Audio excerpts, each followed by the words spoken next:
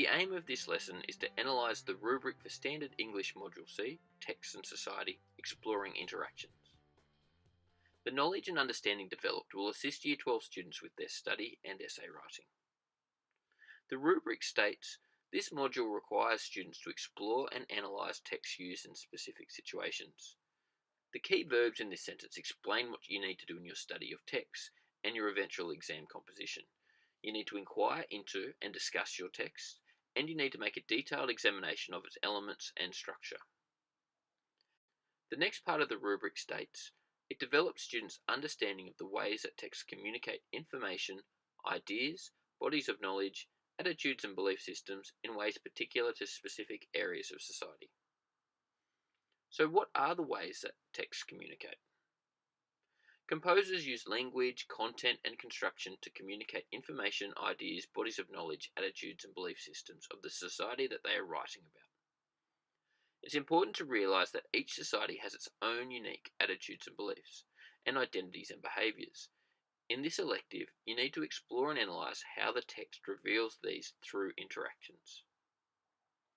The rubric for the elective states, students explore and analyse a variety of texts that portray the ways in which individuals live, interact, and communicate in a range of social contexts. Firstly, you need to choose related texts, and I'd recommend choosing at least two. I'd suggest selecting texts that explore similar concepts and ideas to your prescribed text, but they should be in a different form. You then need to know the text-specific techniques that the composer uses to shape meaning and affect you. This means if you're studying film, you need to be able to analyse the filmic techniques such as camera shots and angles, lighting, mise-en-scene, music, etc. Remember, don't just list the techniques. You need to analyse how these techniques demonstrate the depicted society's attitudes and beliefs and identities and behaviours.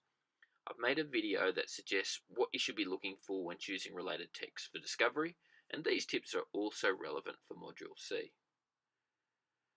This elective is all about the interactions that people have in different social contexts.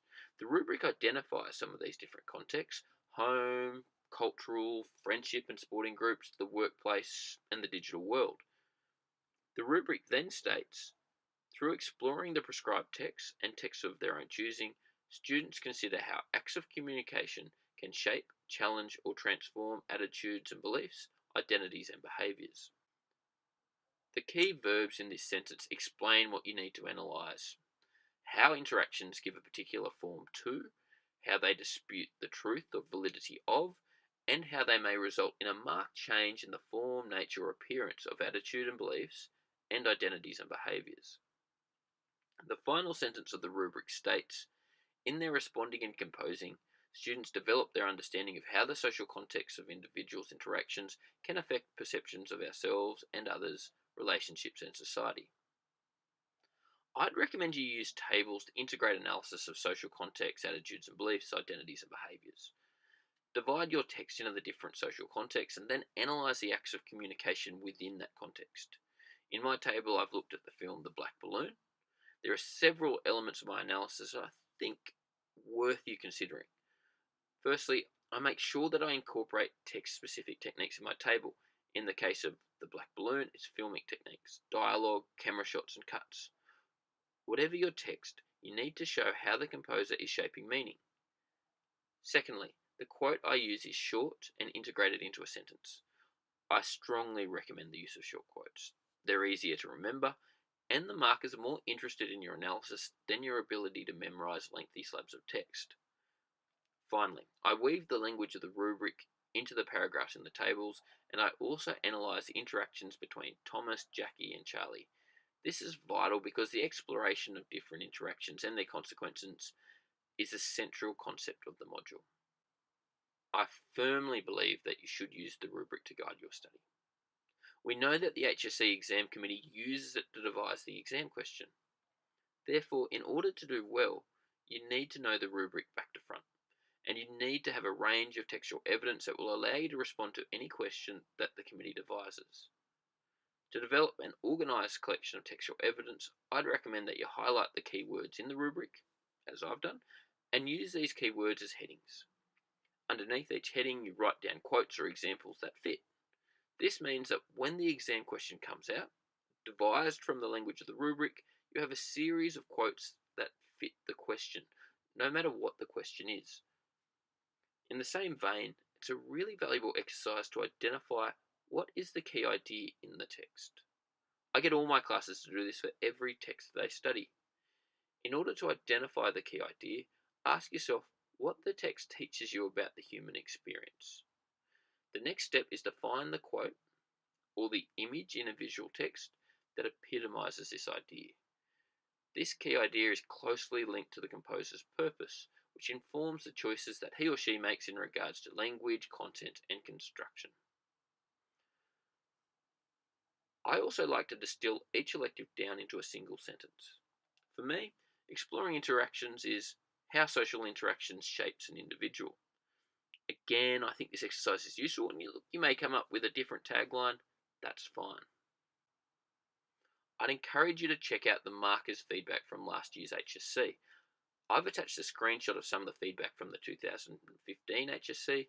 For Module C, the markers provide feedback on each text, so I'll leave it up to you to go to the Board of Studies website and check it out.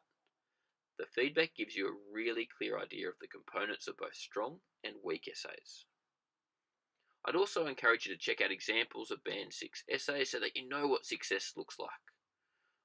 Obviously, the exam committee aren't going to ask the same question twice.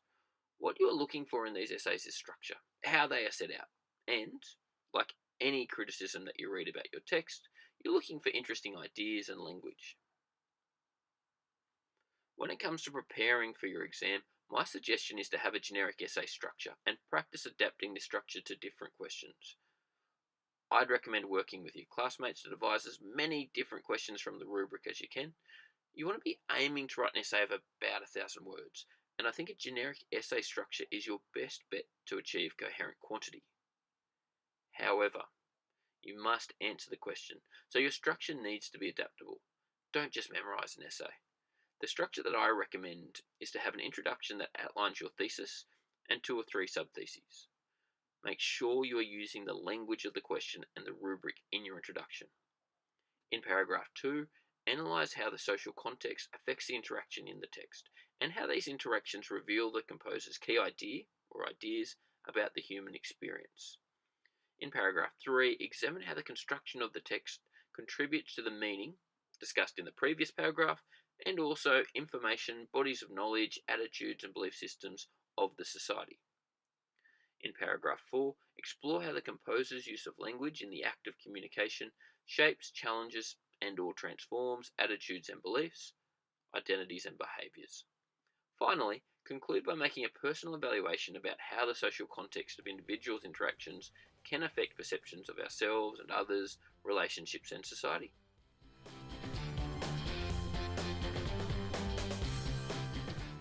And that's it, you've made it. You are spoilt if you are studying exploring interactions, because the prescribed text you will get to study is amazing. It's hard to choose what text I would like to study / teach most. Feed, or A Man with 5 Children, or All My Sons, or The Round Earth's Imagined Corners, or Romulus My Father, or The Black Balloon. I hope you really enjoy whatever text you end up studying. To recap the main points of the lesson, I'd encourage you to read and reread or watch and rewatch your text as many times as possible. Find the key idea or theme of the text, which will be linked to the composer's purpose, and find the quote in the text that best exemplifies this central idea.